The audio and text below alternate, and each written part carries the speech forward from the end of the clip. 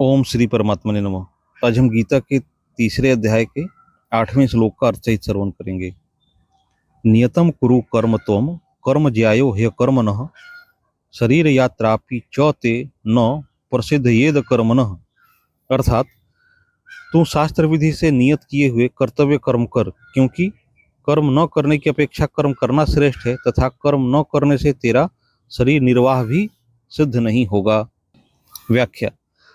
शास्त्रों में विहित तथा नियत दो प्रकार के कर्मों को करने की आज्ञा दी गई है। विहित कर्म का तात्पर्य है सामान्य रूप से शास्त्रों में बताया हुआ आज्ञा रूप कर्म, जैसे व्रत, उपवास, उपासना आदि। इन विहित कर्मों को संपूर्ण रूप से करना एक व्यक्ति के लिए कठिन है, परंतु निषिद्ध कर्मों का त्याग करना सुगम है। विहित कर्मों को न कर सकने में उतना दोष नहीं है जितना निषिद्ध कर्मों का त्याग करने में लाभ है। जैसे झूठ न बोलना, चोरी न करना, हिंसा न करना। निषिद्ध कर्मों का त्याग होने से विहित कर्म स्वतः होने लगते हैं। नियत कर्म का तात्पर्य है वर्ण, आश्रम, स्वभाव एवं परिस्थिति के अनुसार प्राप्त कर्तव्य कर्म, जैसे भोजन करना, व्यापार करना, मकान बनवाना, मार्ग भूले हुए व्यक्ति को मार्ग दिखाना आदि। कर्मयोग की दृष्टि से जो वर्ण धर्मानुकूल शास्त्र विहित कर्तव्य कर्म प्राप्त हो जाएं, वह चाहे घोर हों या सौम्य, नियत कर्म ही हैं। यहाँ नियतः कुरु कर्म पदों से भगवान अर्जुन से यह कहते हैं कि क्षत्रिय होने के नाते अपने वर्ण धर्म के अनुसार परिस्थिति से प्राप्त युद्ध करना तेरा स्वाभाविक कर्म है। क्षत्रिय के लिए युद्ध रूप हिंसात्मक कर्म घोर दिखते हुए भी वस्तुतः घोर नहीं है, प्रत्युत उसके लिए वह नियत कर्म ही है। दूसरे अध्याय में भगवान ने कहा कि स्वधर्म की दृष्टि से भी युद्ध करना तेरे लिए नियत कर्म है। वास्तव में तो स्वधर्म और नियत कर्म दोनों एक ही हैं। यद्यपि दुर्योधन आदि के लिए भी युद्ध वर्ण धर्म के अनुसार प्राप्त कर्म है, तथापि वह अन्याय युक्त होने के कारण नियत कर्म से अलग है, क्योंकि वे युद्ध करके अन्याय पूर्वक राज्य छीनना चाहते थे। अतः उनके लिए यह युद्ध नियत तथा धर्मयुक्त कर्म नहीं है। इसी अध्याय के पहले श्लोक में अर्जुन के प्रश्न में आए हुए ज्यायसी पद का उत्तर यहाँ भगवान ज्यायः पद से ही दे रहे हैं।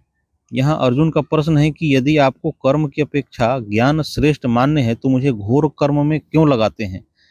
इसके उत्तर में भगवान कहते हैं कि कर्म न करने की अपेक्षा कर्म करना ही मुझे श्रेष्ठ मान्य है। इस प्रकार अर्जुन का विचार युद्ध रूप घोर कर्म से निवृत्त होने का है और भगवान का विचार अर्जुन को युद्ध रूप नियत कर्म में प्रवृत्त कराने का है। इसलिए आगे 18वें अध्याय में भगवान कहते हैं कि दोष युक्त होने पर भी सहज नियत कर्म का त्याग नहीं करना चाहिए, कारण कि इसके त्याग से दोष लगता है एवं कर्मों के साथ अपना संबंध भी बना रहता है। अतः कर्म का त्याग करने की अपेक्षा नियत कर्म करना ही श्रेष्ठ है।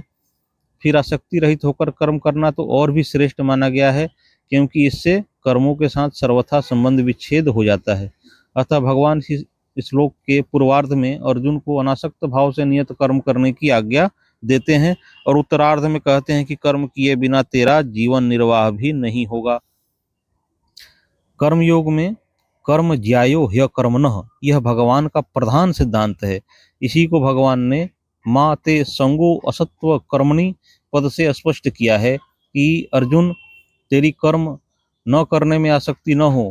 कारण यह है कि कर्तव्य कर्मों से जी चुराने वाला मनुष्य प्रमाद, आलस्य और निद्रा में अपना अमूल्य समय नष्ट कर देगा अथवा शास्त्र निषिद्ध कर्म करेगा, जिससे उसका पतन होगा। स्वरूप से कर्मों का त्याग करने की अपेक्षा कर्म करते हुए ही कर्मों से संबंध विच्छेद करना श्रेष्ठ है, कारण कि कामना, वासना, फलासक्ति, पक्षपात आदि ही कर्मों से संबंध जोड़ देते हैं, चाहे मनुष्य कर्म करे अथवा न करे। कामना आदि के त्याग का उद्देश्य रखकर कर्मयोग का आचरण करने से कामना आदि का त्याग बड़ी सुगमता से हो जाता है। अर्जुन के मन में ऐसा भाव उत्पन्न हो गया था कि अगर कर्म ही न करे तो कर्मों से स्वतः संबंध विच्छेद हो जाएगा। इसलिए भगवान नाना प्रकार की युक्तियों द्वारा कर्म करने के लिए प्रेरित करते हैं। उन्हीं युक्तियों में से एक इस युक्ति का वर्णन करते हुए भगवान कहते हैं कि अर्जुन, तुम्हें कर्म तो करने ही पड़ेंगे, अन्य की तो बात ही क्या, कर्म किए बिना तेरा शरीर निर्वाह, खाना पीना आदि भी असंभव हो जाएगा। जैसे ज्ञान योग में विवेक के द्वारा संसार से संबंध विच्छेद होता है, ऐसे ही कर्म योग में कर्तव्य कर्म का ठीक ठीक अनुष्ठान करने से संसार से संबंध विच्छेद हो जाता है। अतः ज्ञान योग की अपेक्षा कर्म योग को किसी भी प्रकार से कम नहीं मानना चाहिए। कर्मयोगी शरीर को संसार का ही मानकर उसको संसार की ही सेवा में लगा देता है, अर्थात शरीर में उसका कोई अपनापन नहीं रहता। वह स्थूल सूक्ष्म और कारण शरीर की एकता क्रमशः स्थूल सूक्ष्म और कारण संसार से करता है, जबकि ज्ञान योगी अपनी एकता ब्रह्म से करता है। इस प्रकार कर्म योगी जड़ तत्वों की एकता करता है और ज्ञान योगी चेतन तत्वों की एकता करता है। साधन संबंधी मार्मिक बात। अर्जुन की कर्मों से अरुचि है, अर्थात उनके मन में कर्म न करने का आग्रह है। केवल अर्जुन की ही बात नहीं है, प्रत्युत परमार्थिक मार्ग के अन्य साधक भी प्रायः इस विषय में ऐसी ही बड़ी भूल करते हैं।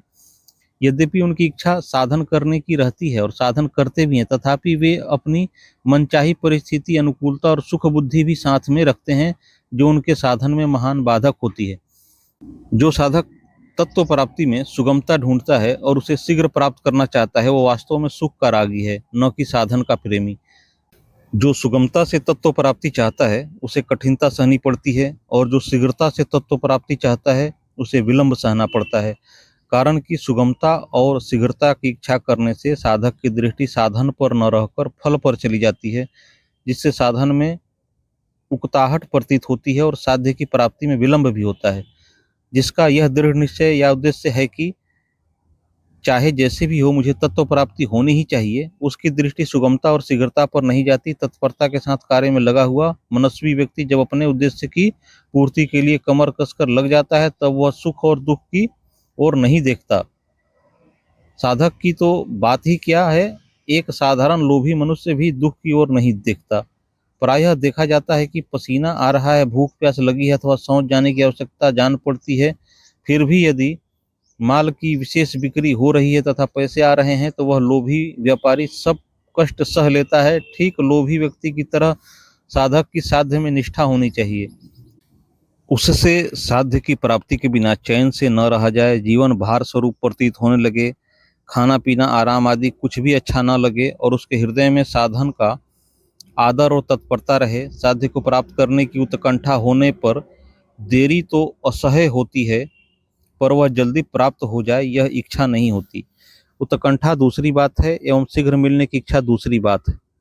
आसक्ति पूर्वक साधन करने वाला साधक साधन में सुख भोग करता है और उसमें विलंब या बाधा लगने से उसे क्रोध आता है एवं वह साधन में दोष दृष्टि करता है, परंतु आदर और प्रेम पूर्वक साधन करने वाला साधक साधन में विलंब या बाधा लगने पर आर्त भाव से रोने लगता है और उसकी उत्कंठा और तेजी से बढ़ती है। यही शीघ्रता और उत्कंठा में अंतर है। शीघ्रता में साधक का सुख सुविधा का भाव रहता है कि तत्व प्राप्ति शीघ्र हो जाए तो पीछे आराम करेंगे। इस प्रकार फल की ओर दृष्टि रहने से साधन का आदर कम हो जाता है, परंतु उत्कंठा में साधक अपने साधन में ही आराम मानता है कि साधन के सिवाय और करना ही क्या है, इससे बढ़िया और काम ही क्या है जिसे करें।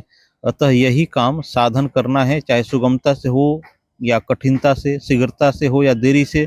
इसलिए उसकी पूरी शक्ति साधन में लग जाती है, जिससे उसको शीघ्रता से तत्व प्राप्ति हो जाती है। परंतु शीघ्रता से सिद्धि चाहने वाला साधक साध्य की प्राप्ति में देरी होने पर निराश भी हो सकता है। अतः साधक को साध्य से भी अधिक आदर साधन को देना चाहिए।